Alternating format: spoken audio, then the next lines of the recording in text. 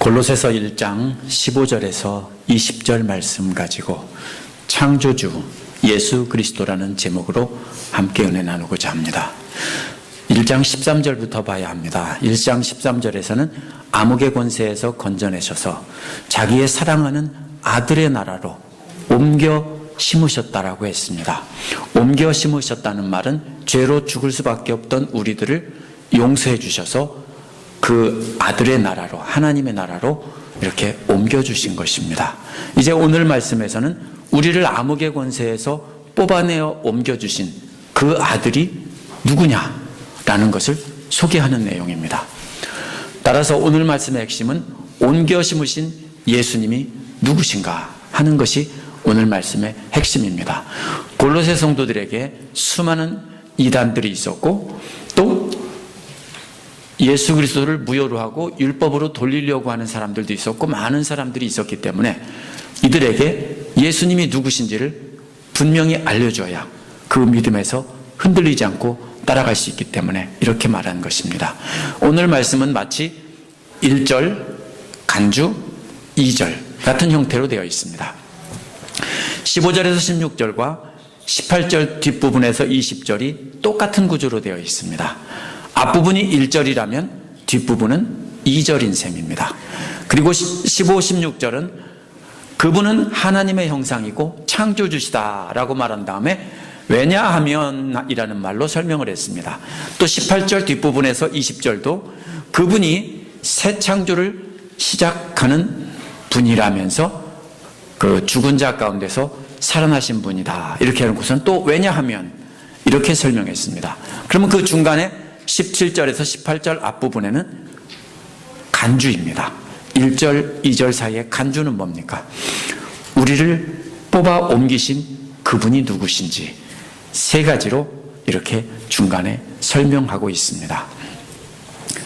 첫 번째로 15절에서 16절은 창조주 예수 그리스도를 말하고 있습니다. 먼저 15절에서 그 아들은 보이지 않는 하나님의 형상이요라고 했습니다. 보이지 않는 하나님이 인간의 몸을 입고 태어나신 분이, 오신 분이, 나타나신 분이 예수님이라는 것입니다. 즉 예수님과 하나님은 하나라는 것입니다. 하지만 예수님이 하나님이 형상이 되려면 예수님을 통해서 하나님의 속성과 그 존재가 완벽하게 드러나야 합니다. 그래서 16절에서 하나님께서 창조 때 하신 일, 곧 예수 그리스도 안에서 이루어진 일이라고 말하고 있는 것입니다. 예수님이 하나님과 함께 창조주라는 뜻입니다. 보이지 않는 창조주 하나님을 눈으로 볼 수 있도록 나타내신 분이 예수님이시라는 것입니다. 보이지 않는 하나님의 형상이신 그분이 모든 피조물보다 먼저 나신 분이라고 했습니다. 그렇다고 예수님이 모든 피조물 중에 첫 번째 태어난 피조물이라는 뜻은 아닙니다. 예수님은 모든 피조물이 창조되기 전부터 존재했다라는 뜻입니다. 그래서 New Living Translation에서는 그는 하나님께서 만물을 만드시기 이전부터 존재했었고 만물 중에 으뜸입니다 라고 그 뜻을 풀어서 번역을 했습니다. 모든 피조물보다 먼저 나시는 분이라는 말을 오해할까봐 바울은 이어서 16절에서 모든 만물이 그분 안에서 창조되었습니다 라고 말한 것입니다. 예수님은 첫째 피조물이 아니라 모든 만물이 생기기 전부터 계셨고 그 모든 만물 위에 계신 창조주시라는 겁니다.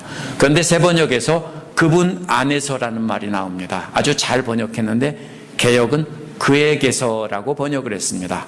다수의 영어 번역들도 역시 by him이라고 번역을 했습니다. 하지만 원어는 새 번역이나 RSV처럼 in him입니다. 원어는 in him입니다. 그래서 16절에 그분 안에서 또 그분으로 말미암아 그분께로 세 가지가 나옵니다. in him, by him, into him 이렇게 세 가지가 나옵니다. 그런데 첫 번째 것을 만약에 by him이라고 번역을 해버리면 두 번째 것도 똑같이 by him이 되어버립니다. 그래서 반드시 그분 안에서라고 번역해야 맞습니다. 새 번역처럼요. 그렇지 않으면 그 다음 것과 똑같은 말이 되어버립니다. 실제로 킹제임스 버전과 NIV는 서로 다른 말인데 둘 다 by 힘이라고 번역했습니다. 바울은 그분 안에서, 그분으로 말미암아, 그분께로 이 세 가지 말을 강조하고 있는데 이것뿐 아니라 간주 이후에 2절에서도 똑같이 역시 그분으로, 그분 안에서, 그분으로 말미암아, 그분께로 이렇게 말하고 있습니다. 따라서 오늘 말씀 전체를 통일하고 오늘 말씀 전체를 정확히 이해할 수 있는 키포인트는 바로 in him, by him, into him 이 세 가지 말입니다. 그래서 이 세 가지를 통해서 오늘 본문을 분명하게 알아야 됩니다. 그렇다면 원어에서 그분 안에라는 말이 무슨 뜻입니까? 만물이 그리스도의 품 안에서 창조되었다는 말입니다. 근데 이것이 이해하기가 참 힘들기 때문에 그냥 바이 힘이라고 번역해버린 것입니다. 첫 번째, 만물이 창조된 영역을 말하고 있는 것입니다. 이것은. 그래서 온 우주 만물이 그분 영역 안에서 존재한다는 뜻입니다. 온 천하 만물이 그분의 품 안에서 창조되었다라는 뜻입니다. 그 모든 만물이 무엇인지를 여러 가지로 나열하고 있습니다. 첫째, 하늘에 있는 것과 땅에 있는 것이 나옵니다. 이는 하나님의 모든 창조 세계를 뜻하는 말입니다. 하늘에 있는 것이 무엇이고 땅에 있는 것이 무엇인가 막 따져서 파는 사람들이 있는데 그거는 사실은 본문의 뜻을 잘못 이해하는 겁니다. 우리가 하늘만큼 땅만큼 할 때처럼 이것은 모든 것 다 이런 뜻입니다. 보이는 것과 보이지 않는 것이 나옵니다. 또 땅에 있는 것은 보이는 것과 연결이 되고 하늘에 있는 것은 보이지 않는 것과 연결이 됩니다. 그래서 눈에 보이는 세계나 눈에 보이지 않는 영적 세력이나 어떤 것이나 모든 것이 다 그리스도의 품 안에서 창조되었다는 것입니다. 무엇이냐 뭐냐 따질 거 없습니다. 온 천하 만물, 눈에 보이는 물질이나 눈에 보이지 않는 영적 세력까지 전부 다 그리스도의 품 안에서 창조되었다는 뜻입니다. 하늘에 있는 것과 땅에 있는 것과 보이는 것과 보이지 않는 것이 무엇인지 말한 다음에 그 다음에 두 쌍의 말들이 나옵니다.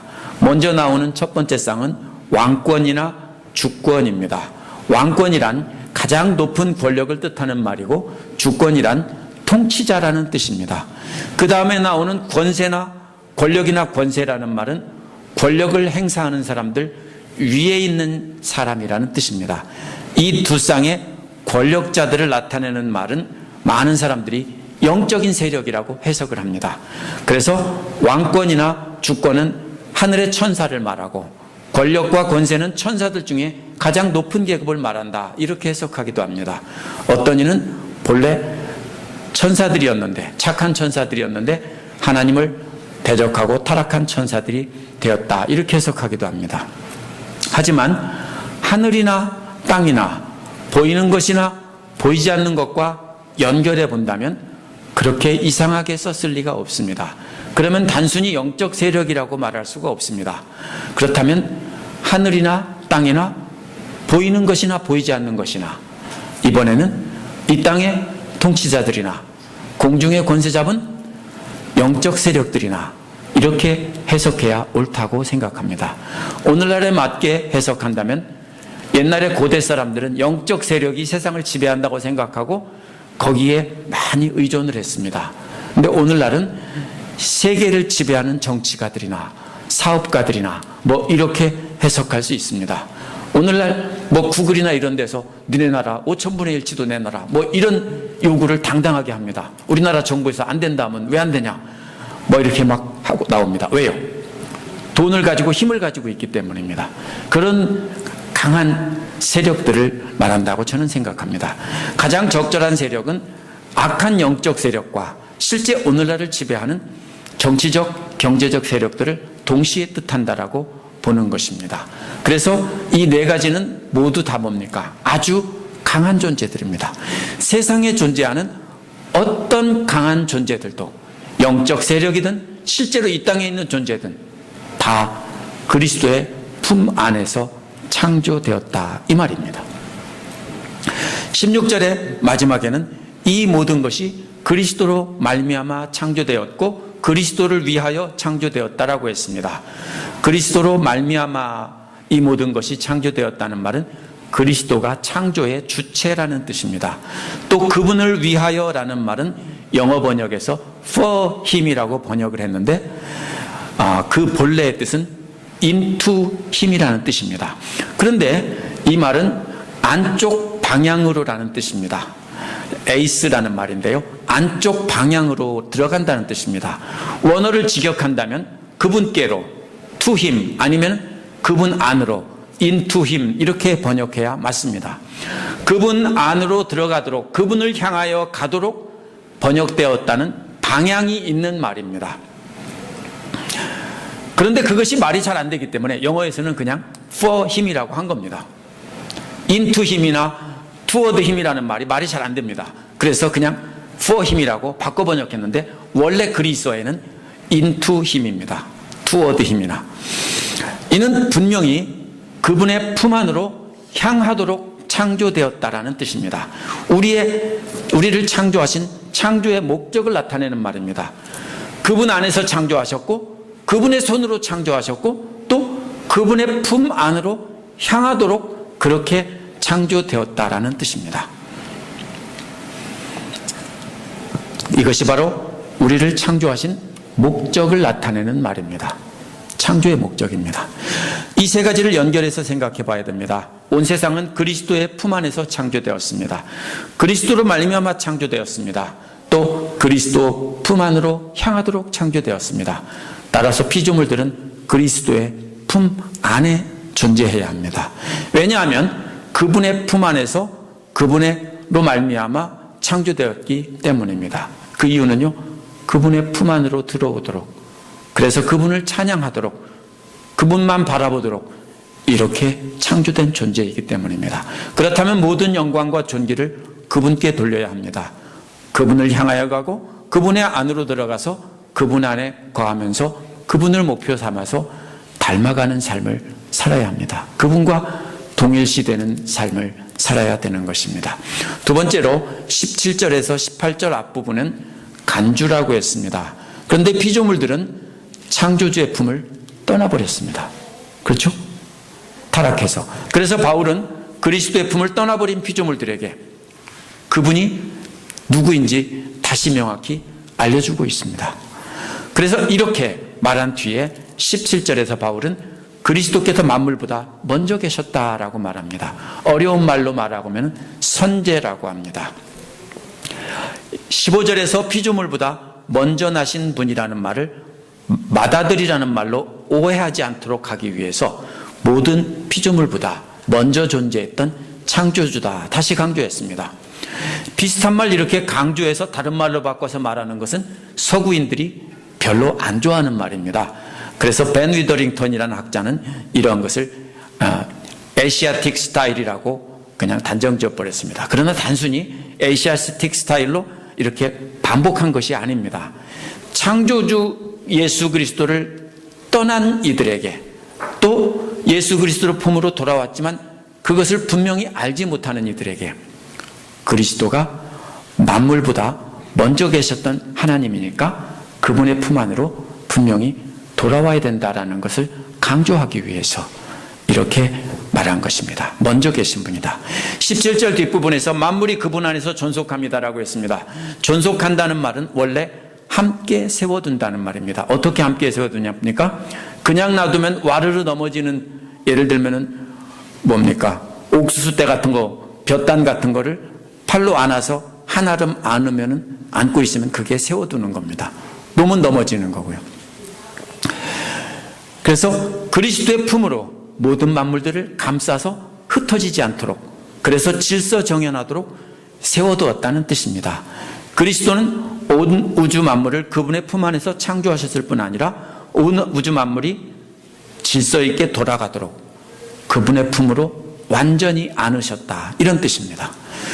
그리스도는 우주 만물을 창조하신 분에서 바울은 한 걸음 더 나가서 창조 세계를 끌어안고 창조 질서를 유지시키는 분이다, 이렇게 말하고 있습니다. 여기쯤에 오면 듣던 유대인들은, 예수를 안 믿는 사람들은 화가 왕창 났을 것입니다. 정말로 화가 났을 것입니다.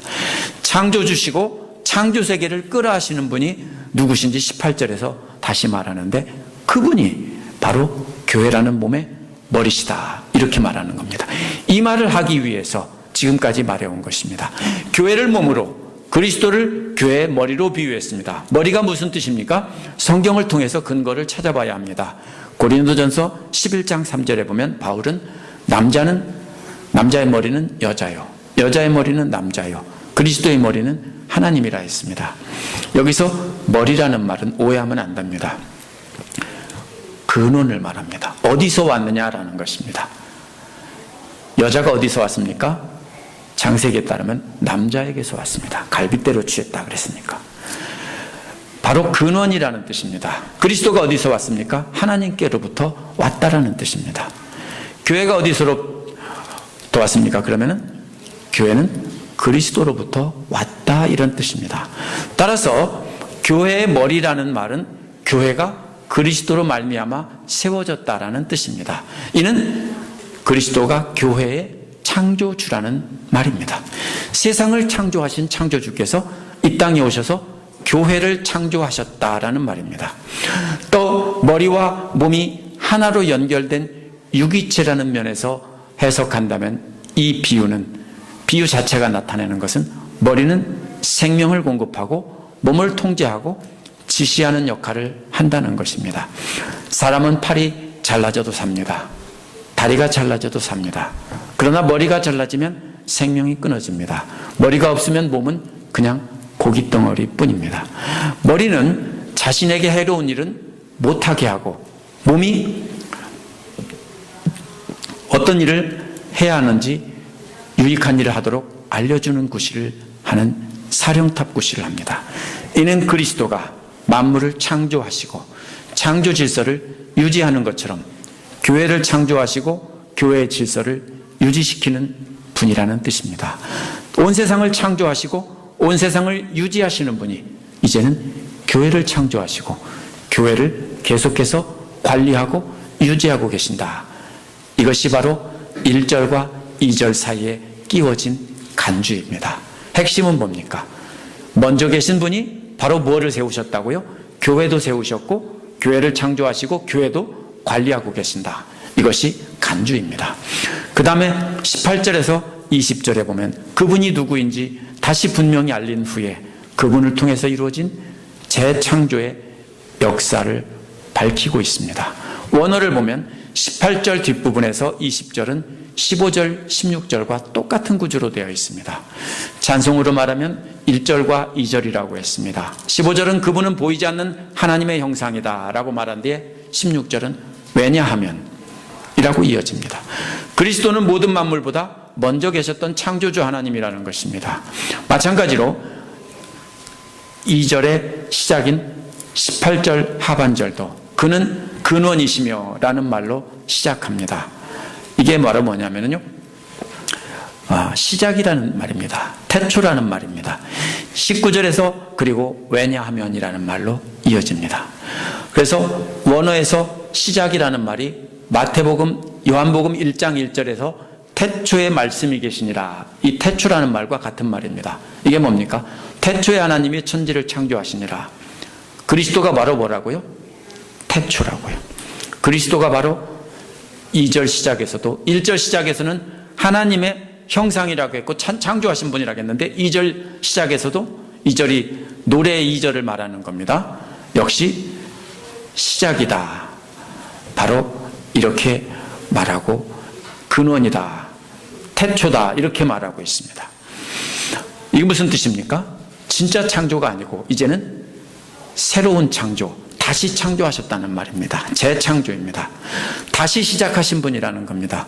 15절은 모든 피조물보다 먼저 나신 분이라고 했는데 18절에서도 죽은 자들보다 먼저 살아나신 분이라고 되어 있습니다. 둘 다 먼저 존재하신 분입니다.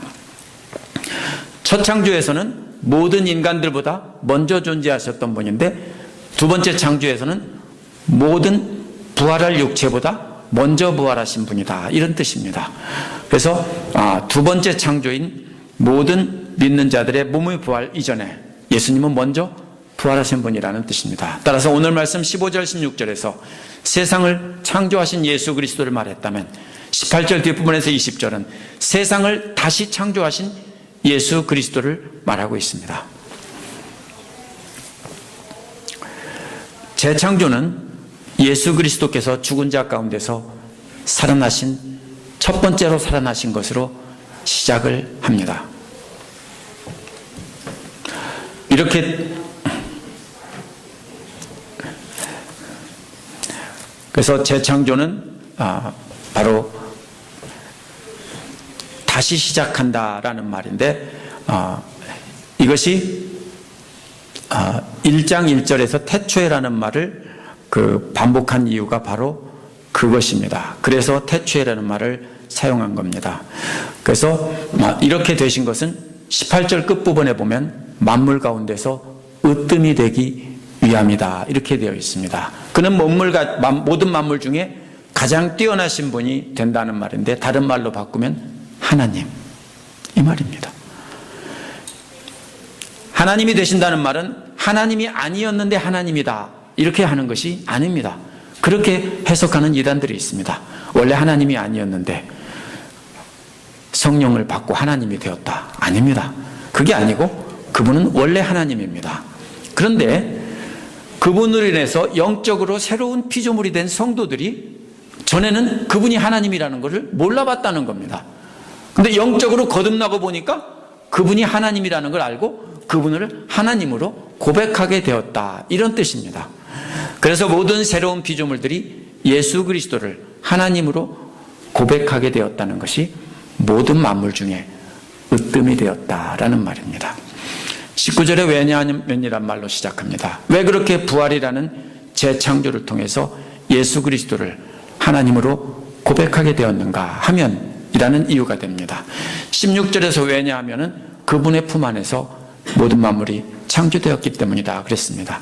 그분의 품 안에 뭐가 있습니까? 피조물들이 가득한 것입니다. 그 가득한 피조물은 하나님을 찬양하게 되면 하나님의 영광이 그리스도의 품 안에 가득한 것입니다. 이해가 되십니까? 이거를 잘 놓치면 안 됩니다.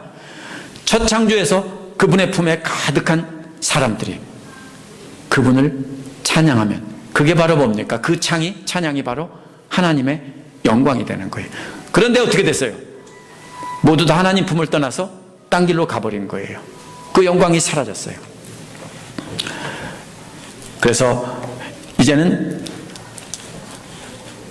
새로운 창조가 이루어졌고 그 새로운 창조 안에 새로운 피조물이 가득하게 되었습니다. 그래서 왜냐하면 그분의 품 안에 그래서 19절에서는 충만함이 머무르게 하시기를 기뻐하셨다라고 했습니다. 모든 충만함이 그리스도 안에 머물게 하기 위해서 그리스도를 부활하게 하시고 그래서 재창조를 이루게 하신 겁니다. 여기서 19절에 충만함이라는 말을 무슨 뜻인지 정확히 알지 않으면 우리는 이 성경을 잘못 이해할 수밖에 없습니다. 역대상 16장 32절에 보면 바다와 거기에 충만한 것이라고 할 때 이 말을 썼습니다. 시편 24편 1절에서는 땅과 거기에 충만한 것이라고 할 때 썼습니다. 공통점은 모두 다 하나님의 것이라고 하는 것을 말할 때 이 말을 썼습니다. 즉 하나님이 창조하신 피조물 모든 것 그 안에 하나님의 영광이 존재한다라고 할 때 썼습니다. 그것들이 곧 뭘 나타냅니까? 하나님의 영광을 나타낸다는 것입니다. 시편 72편 19절에는 온 땅에 그의 영광이 충만할지어다 라고 했습니다. 따라서 충만한 것은 하나님의 소유나 하나님의 영광을 나타냅니다. 근본적으로 보면 땅에 충만한 피조물들이 하나님께 영광 돌리는 것이 바로 충만함이라는 말의 뜻입니다. 15절에서 그분의 품 안에서 모든 만물이 창조되었는데 19절에서는 그분의 품 안에서 모든 충만함을 머무르게 하시는 것을 기뻐하신다고 했습니다. 기뻐하신다는 말은 하나님이 모든 만물을 창조하시고 기뻐하셨다는 말과 같은 말입니다. 어떤 이들은 충만함 자체가 하나님이다 이렇게 해석하지만 그러면 15절과 짝이 안 됩니다. 그 15절은 그분의 품 안에 하나님의 영광이 충만하다는 것이 바로 새로운 피조물이 이제 충만하게 머무르면서 그분을 하나님으로 고백하고 찬송과 영광을 돌린다는 말입니다. 여기서 머무른다는 말은 구약에서 하나님의 영광이 시온산에 가득하다고 할 때 쓴 말입니다. 이제 하나님의 영광이 예수 그리스도의 부활을 통해서 새로운 피조물이 된 사람들이 그리스도의 품 안에 머무름으로 말미암아 그 영광이 가득하게 되는 것입니다. 이제 15절에 나온 피조물들이 새롭게 변화돼서 그리스도를 하나님으로 부르며 찬양하고 영광 돌리는 새로운 존재로 그리스도의 품 안에 하나님의 영광이 가득하게 되었다라는 말입니다. 왜 모든 피조물들이 예수 그리스도의 품 안에서 하나님의 영광으로 드러나는지 분명히 드러나 있지 않습니다. 이제 20절에서 그게 나옵니다. 그분으로 말미암아라는 말은 그 영광이 무엇인지를 드러냅니다. 그분으로 말미암아 이루어진 일은 20절에 화해시키셨습니다라는 말입니다. 화해시켰다는 말은 원어에서 다시 화해시켰다라는 말입니다. 원래 하나님의 형상으로 창조된 인간들이 범죄해서 하나님의 형상을 잃어버렸습니다. 처음에는 화해를 했어요. 근데 범죄함으로 잃어버렸습니다. 그런데 그리스도께서 십자가에 달려서 돌아가심으로 다시 화해하게 되었다는 것입니다. 그래서 그리스도 십자가에서 돌아가셨다가 부활하신 그분을 믿는 자는 다시 화해하게 하신 것이다 라는 것입니다. 이것이 바로 재창조의 역사입니다. 여기서도 하나님과 화해한 것은 모든 만물이라고 했지만 이 만물은 모든 만물이 아니라 모든 믿는 자들입니다. 창세기에서 하나님의 형상으로 창조된 것도 사람이고 그 형상을 잃어버린 것도 사람이기 때문에 이제 십자가의 피를 통해서 회복된 것도 역시 사람입니다. 하지만 모든 사람들이 다 저절로 하나님의 형상을 회복하는 것은 아닙니다. 그분의 십자가의 피로 평화를 이루게 되었다라고 했기 때문에 그분의 십자가의 피의 공로로 새로운 피조물이 되는 것을 믿는 사람들만 하나님과 화해를 하게 되는 것입니다. 이제 그분을 향하여라는 말만 남았습니다. 그리스도를 향하여 화해를 이루셨는데 특별히 아주 이상한 말이 나옵니다. 그 화해의 대상이 누구냐면 자기와라고 했습니다. 사실 하나님과 화해해야 된다고 말이 맞는데 자기를 통해서 자기가 화해하는 중개자가 되었다라고 했는데 다시 또 뭐라고 합니까? 화해의 대상이 자기와 화해를 했다고 했습니다. 바울은 그 화해가 예수 그리스도를 통해서 예수 그리스도 자신을 향해서 한 것이라는 것입니다. 그리스도가 그 화해의 중개자이며 동시에 그리스도가 화해의 대상입니다. 다시 말하면 그리스도가 바로 화해를 받아야 할 하나님이라는 것입니다. 곧 하늘에 있는 것이나 땅에 있는 것이나 라는 말의 초점은 누구든지라고 했습니다. 그래서 땅에 있는 것이 무엇이고 하늘에 있는 것이 무엇이냐 이걸 따지지 말라고 했습니다. 화해는 하나님의 형상을 잃은 사람들에게만 해당이 됩니다. 물론 하늘에 있는 영적 세력들도 있습니다. 하지만 그것들은 화해의 대상이 아니라 이제는 강제로 굴복해야 될 대상입니다. 이 말을 이해하려면 당시 로마 제국의 평화를 이해할 수 있습니다. 로마 제국과 화해하는 길은 로마 제국의 충성을 맹세하고 세금을 바치고 이렇게 할 경우에만 화해가 이루어지고 그때 평화입니다. 하지만 말을 듣지 않는 대적들은 군대의 힘으로 굴복시켰습니다. 그래도 이 모든 것을 다 합쳐서 팍스 로마나라고 했습니다. 이게 뭡니까? 로마의 평화는 화해를 이룬 것과 말을 듣지 않는 사람은 강제로 굴복시킨 것으로 이루어졌습니다. 따라서 화해의 중심은 그리스도를 믿는 사람들입니다. 나머지 믿지 않는 사람들은 강제로 굴복시킬 것이고 나머지는 강제로 영적 세력들도 하나님은 굴복시킬 겁니다. 따라서 화해 1장 27절에 보면 또 21절에 보면 골로새 성도들에 대해서 얘기했고 23절에서는 하늘 아래에 있는 모든 피조물에게 복음이 전파된다고 했습니다. 따라서 화해의 대상은 사람인데 특별히 전파되는 복음을 듣고 그리스도를 믿는 사람들이 바로 화해의 대상입니다. 이들은 그리스도를 말미암아 새롭게 창조되었는데 이제 그분의 품을 향하도록 하신 것입니다. 오늘 말씀은 우리를 암흑의 권세에서 구해서 아들의 나라로 옮기신 분이 누구냐라는 가르침입니다. 오늘 말씀의 그 1절 찬송의 1절에 해당되는 부분은 바로 이 예수 그리스도입니다. 그분이 창조주신데 그분의 품 안에서 온 세상이 창조되었고 그분으로 말미암아 온 세상이 창조되었고 그분을 향하여 경배하도록 창조되었다고 했는데 그 중간에 끼워져 있는 간주 부분이 그분은 만물보다 먼저 계셨던 하나님인데 그분을 창조하신 세상을 오늘까지 끌어안고 유지하고 계신 분인데 그분이 바로 교회를 창조하셨고 또 교회를 유지하고 질서를 유지하고 지휘하시는 분이다. 주관하시는 분이다. 이렇게 말했습니다. 그래서 2절은 1절과 똑같이 찬양하는데 그분의 품 안에서 새로운 창조가 이루어졌다. 그분으로 말미암아 그분과 화해하게 되었고 그분의 품 안에 들어가 그분의 품 안에서 그분과 경배하고 그분을 경배하고 찬양하게 됐다. 바로 그 하나님이 우리를 구원하기 위해서 죽으셨다가 부활하셨다. 그분이 우리를 암흑의 권세에서 건져내서 아들의 나라로 옮겨 심으신 것이다. 굉장히 중요한 교리를 말하고 있는 것입니다. 절대로 잊으면 안 됩니다. 우리도 어떤 상태입니까? 과거에 그리스도의 품 안에서 이미 우리들은 그리스도의 품 안에서 새롭게 창조된 존재입니다. 우리도 그리스도의 십자가의 피로 그분과 화해되었고 이미 새로운 피조물이 되었습니다. 그러나 아직 완성되지 않은 일이 있습니다. 그것은 그리스도를 향하여라는 말입니다. 이제 남아있는 일은 우리가 주님 앞에 가는 날까지 그분의 품 안에 머물면서 그분을 향하여 경배를 하는 삶을 사는 것입니다. 그분 다시 오실 때 우리는 새로운 몸을 입고 그분과 함께 영원히 살 것입니다. 그래서 그 소망을 가지고 그분을 향하여 인내하며 살라고 앞에서 말한 것입니다. 우리의 목표는 그리스도입니다.